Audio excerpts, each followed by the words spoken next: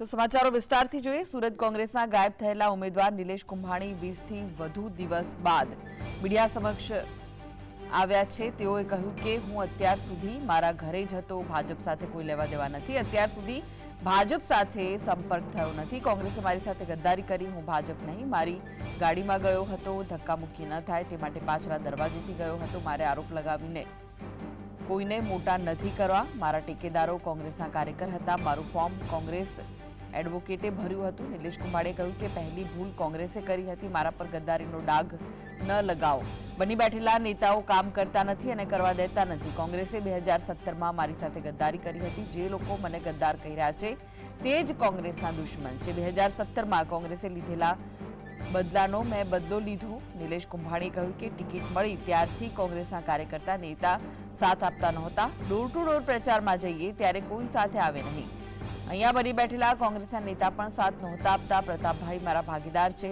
કોંગ્રેસના નેતાઓએ મારી સાથે ગદ્દારી કરી છે, મારા ટેકેદારો કોંગ્રેસના નેતાઓથી થાકી ગયા હતા, કોઈ વિધાનસભામાં સાથ આપતા ન હતા।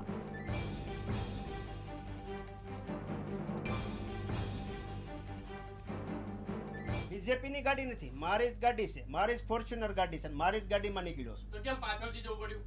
આગળની સાઈડ તમે જોવો છો, નકરા ધક્કાધક્કી થતી હતી, ટ્રાફિક હતી, બરાબર? ફોર્મ ભરવા આવતા હતા ક્યારે વાતે ગાતે આવતા હતા, તો પછી આ જ્યારે ફોર્મ ભર્યું ત્યારે રેડી હતું, ફોર્મ ભર્યા પછી આ જ્યારે ફોર્મનો બીજા દિવસનો અમને ટાઈમ આપ્યો, એ ટાઈમે અમે ગયા ત્યારે આગલા ગેટ ઉપર ટ્રાફિક એટલી બધી હતી, પોલીસવાળાએ એની સેફટી માટે ધક્કાધુક્કી ન થાય એટલે એને એના જે પ્રાઇવેટ ગેટ છે ત્યાંથી આપણી ગાડીમાં જ બેસાડીને રવાના કર્યા।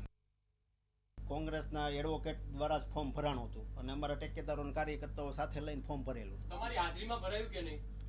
ફોર્મ ભરાણા હોય, ફોર્મ ભરાવતી વખતે સહીઓ મારી અલગ રીતે થતી હતી, હું જ્યારે ડોર ટુ ડોર ગયો જ્યારે આવું ત્યારે મને કે તમે સહી કરી નાખો ત્યારે હું સહી કરી નાખું, મારી સહી ઓરિજિનલ છે। ફોર્મ ભરાયું ત્યારે તમે સાથે હતા કે નહીં? ફોર્મ ભરવા ગયો ત્યારે અમે 5 જણા ગયા હતા, જ્યારે ફોર્મ ભર્યું તમારી ઓફિસની અંદર જ્યારે ફોર્મ ભર્યું ત્યારે હું સાથે નહોતો, હું મારું ડોર ટુ ડોર કામ ચાલુ હતું, જ્યારે હું રાત્રે ફ્રી થાવ ને ત્યારે મને સહી કરવા ફોર્મ નું આપતા મેં ફોર્મમાં સહી કરેલી।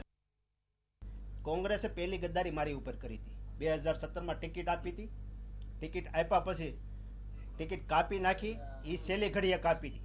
અત્યારે મારે આ કોંગ્રેસ સાથે કરવાનું જ નહોતું, પણ મારા કાર્યકર્તાઓ જે ટેકેદારો છે, ઓફિસનો સ્ટાફ છે, મારે કાર્યકર્તાઓ છે, એ નારાજ હતા કે ભાઈ આ એક પણ આના પ્રમુખ બનાવે, હોડ પ્રમુખ બનાવે, બહારના લઈને બનાવડાવે, હોડ પ્રમુખ કામ કરે ને બીજા પાસે કામ કરાવડે કામ કરે ને, આના કાર્યકર્તાઓને કામ કરવું હતું, પણ આના બની બેઠેલા 5 નેતાઓ છે એને કામ કરવું નથી, કામ કરવા દેવું નથી। તો નિલેશ કુંભાણીએ કોંગ્રેસ પર અનેક આક્ષેપો કર્યા છે। આટલા દિવસ સુધી ગાયબ રહ્યા પછી તેઓ અચાનક પ્રગટ થયા છે અને કોંગ્રેસ પર તેમણે આક્ષેપો કર્યા છે। તો આ વિશે વધુ માહિતી માટે જોડાઈ ગયા છે સ્ટુડિયોથી સહયોગી અનિલ પટેલ। અનિલ, આટલા દિવસ ગાયબ રહીને અચાનક પ્રગટ થયા અને ત્યારબાદ બસ કોંગ્રેસ પર ઠીકરું ફોડી રહ્યા છે, કોંગ્રેસ પર આક્ષેપ કરી રહ્યા છે નિલેશ કુંભાણી। સ્વાભાવિક છે કે નિલેશ કુંભાણી એ કોઈ ફિલ્મના સ્ક્રિપ્ટ રાઇટર નથી, એટલે એમને કેવું છે આટલા દિવસ સ્ક્રિપ્ટિંગ કઈ રીતે કરાય, કારણ કે એમણે કીધું હશે ભાજપમાં કે તમે મને એક સારી સ્ક્રિપ્ટ લખી આપો જેથી એ વાંચીને હું અથવા તો તૈયારી કરીને જાઉં, કારણ કે એની પહેલાં પણ એમની જ્યારે એક વિડીયો વાયરલ થયો હતો 4-5 મિનિટમાં, એમાં લગભગ 20 કટ હતા, જે પ્રોફેશનલ લોકો છે સમજી શકે છે કે 20 કટ હતા એટલે એ તૈયાર માણસ નથી, ગદ્દાર માણસ છે, કારણ કે એ લોકશાહીના હત્યારા છે। સ્વાભાવિક છે, કારણ કે એમની જે પણ વાતો આપણે બંને સાંભળી કૃષ્ણા, વાતમાં તથ્ય એટલા માટે નથી દેખાતું કારણ કે જ્યારે શક્તિસિંહે પોતાનું પ્રેસ કરી હતી ત્યારે એમણે કીધું હતું કે નિલેશ કુંભાણી વારંવાર મને કહે છે કે ભાજપના લોકો મારા સંપર્ક કરી રહ્યા છે, મને ડરાઈ રહ્યા છે, ધમકાઈ રહ્યા છે। જો બે જ વાતો હોઈ શકે કૃષ્ણા, અથવા તો શક્તિસિંહ ખોટું બોલી રહ્યા છે અથવા તો બનાવટની પહેલ જે છે તે નિલેશ કુંભાણીએ ષડયંત્રના ભાગરૂપે જ કરી હતી। એટલા માટે જ્યારે એમની સ્પષ્ટતા સાથે પૂછવામાં આવે છે કે શું જ્યારે ફોર્મ ભરાતું હતું ત્યારે તમે હાજર હતા, ગોળ ગોળ જવાબ આપે છે, સ્પષ્ટ જવાબ નથી આપી શકતા। આખું પ્રી પ્લાન્ડ હતું એ વાત હકીકત છે। કેમ કહું છું? કારણ કે માત્ર આ જ નથી થયું, સુરતમાં, ખજુરાહોમાં પણ થયું, ઇન્દોરમાં પણ થયું અને સંબિત પાત્રા જ્યાંથી લડી રહ્યા છે ઓરિસ્સામાંથી ત્યાં પણ આ ઘટના થઈ। મતલબ સાફ છે કે ભાજપની એ સ્ટાઇલ હતી કે ભાજપની એ સામદામ દંડભેદની નીતિ હતી કે ઘણી જગ્યાએ આપણે આ તમામ વસ્તુ કરાય। આ તો હવે ભાજપ બદનામ ન થાય એના માટે ફેસ સીવિંગ અત્યારે નિલેશ કુંભાણી કરવા માટે આવ્યા છે।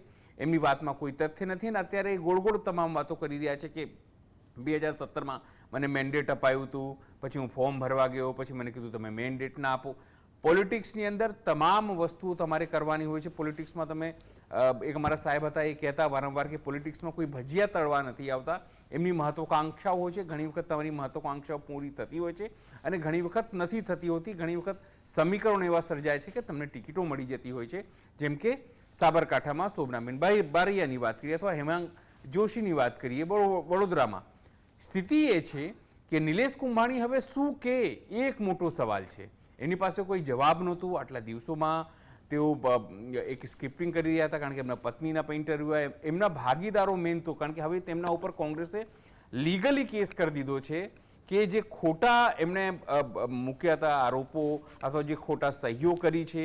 કારણ કે જો હું તમને એક વાત કહી દઉં કે કેન્દ્રની અંદર સરકાર બદલાય તો હું સ્પષ્ટપણે તમને કહું છું નિલેશ કુંભાણી પણ વર્ષો સુધી જે છે તે ઇલેક્શન નહીં લડવાનું પ્રતિબંધ લાગી શકે છે. પણ એના માટે ઇલેક્શન કમિશન ઉપર ફ્રી એન્ડ ફેર હોવા જોઈએ એ નથી જેના ઉપર આરોપો વારંવાર લાગે છે.